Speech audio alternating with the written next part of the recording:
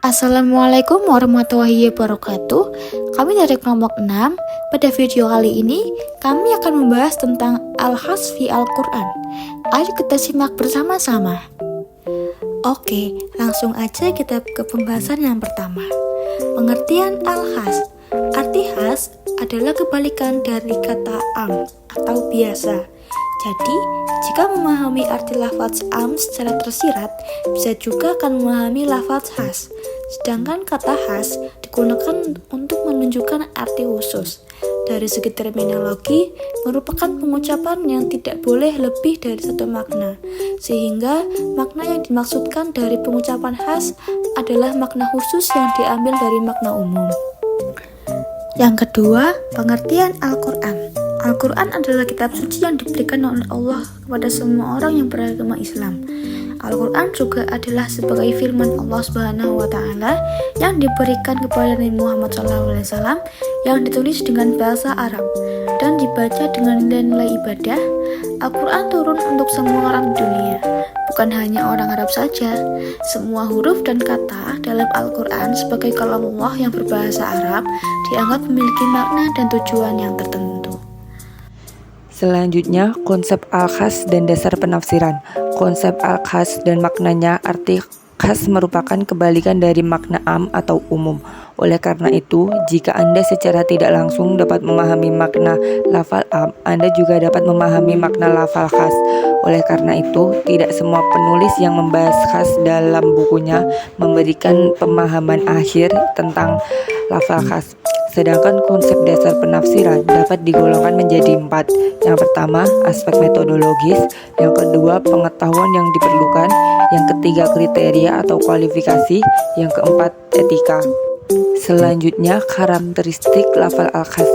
Yang pertama, ditampilkan sebagai jumlah atau bilangan dalam satu kalimat.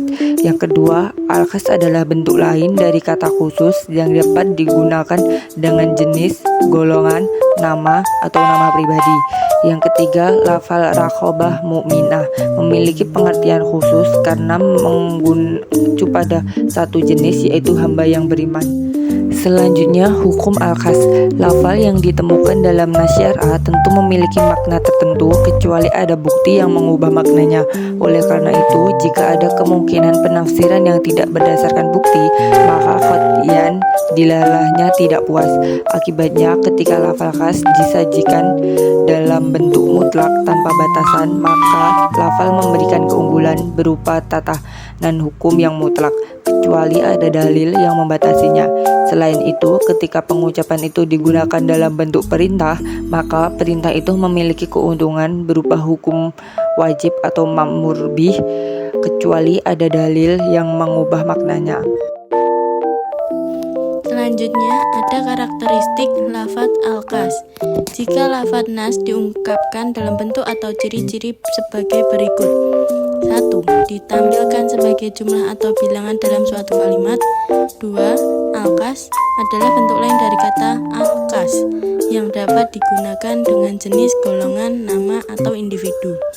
Dan yang ketiga ada lafal raqabah mu'minah yang memiliki pengertian khusus mereka karena mengacu pada satu jenis, yaitu hamba yang beriman, maka lafal tersebut termasuk dalam kategori al-khas. Selanjutnya ada kaidah al-khas. Lafaz al-khas merujuk pada individu tertentu. Contohnya Muhammad, atau menyebutkan jenis atau tipenya seperti laki-laki atau menunjukkan beberapa satu terbatas. Seperti kelompok atau 13 dan kata-kata lain menunjukkan jumlah beberapa satuan tetapi tidak termasuk dalam satuan tersebut. Selanjutnya ada pemahaman dari kaidah al-khas.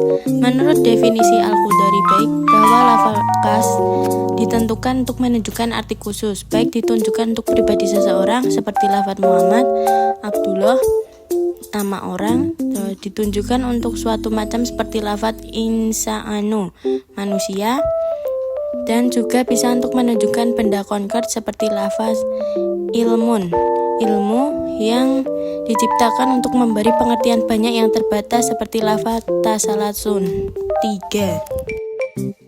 Selanjutnya ada pembagian mukosis atau alkas, dalil yang mengkhususkan. Mukosis ini memiliki dua bentuk, yaitu yang pertama ada mukosis yang bersambung atau mukosis mutasil. Apabila makna suatu dalil yang mengkhususkan berhubungan erat atau tergantung pada kalimat umum sebelumnya. Adapun contohnya, misalnya ada seseorang berkata dia. Yang kedua ada mukosis yang terpisah, mukosis al-munfasil. Mukosis al-munfasil memiliki beberapa macam, yaitu meskipun mukosis al-munfasil merupakan dalil umum atau makna dalil yang sama dengan dalil atau makna dalil yang mengkhususkannya, masing-masing berdiri sendiri, tidak tergabung tetapi terpisah. Selanjutnya ada dilalah al-kas dan pandangan ulama. Jumhur ulama setuju bahwa dilalah kas menunjukkan kepada dilalah kati dengan makna khusus yang dimaksud, dan hukum yang ditunjukkannya adalah kati, bukan dazinya. Ini karena dalam ayat 196 surat Al-Baqarah, lafaz salsa adalah lafaz kas yang tidak dapat diartikan dengan makna selain 3 hari. Pendapat ini menyatakan bahwa lafal al-kas memiliki arti kati yang berbeda jika digunakan takwil yang berarti mengubah arti asal. Penganut mazhab Hanafi menganut pendapat ini, tetapi ulama dari kalangan ini sepakat bahwa lafaz al-kas itu kati. Pada diskusi tentang ulama syu dengan subjudul nilai rawi memberikan perspektif yang lebih kritis. Kas menyatakan bahwa istilah ulama syu merujuk pada kritik Imam Al-Ghazali terhadap mereka yang telah dianggap ulama tetapi menyimpang dari garis keulamaan. Ulama syu adalah mereka yang memperalat ilmu agama untuk kepentingan duniawi. Kenyataannya bahwa banyak ulama di zaman Imam Al-Ghazali digarap oleh para penguasa sehingga banyak yang menyimpang dari kebenaran. Mungkin menjadi alasan Imam Al-Ghazali mengkritik fenomena ulama su ini. Lalu, yang terakhir ada kesimpulan. Al-khas adalah kebalikan dari am. Jadi, jika memahami arti lafaz am secara tersirat, bisa juga akan memahami lafaz khas. Oleh karena itu, tidak semua penulis yang mendeskripsikan pengucapan khas memiliki gambaran yang tepat tentang pengucapan khas itu sendiri. Kata khas digunakan untuk menunjukkan arti khusus. Mana Al-Qatan mengatakan khas adalah kebalikan dari am karena ia tidak ada batas apapun yang cocok untuknya. Al-Quran adalah kitab suci yang diberikan oleh Allah kepada semua orang yang beragama Islam.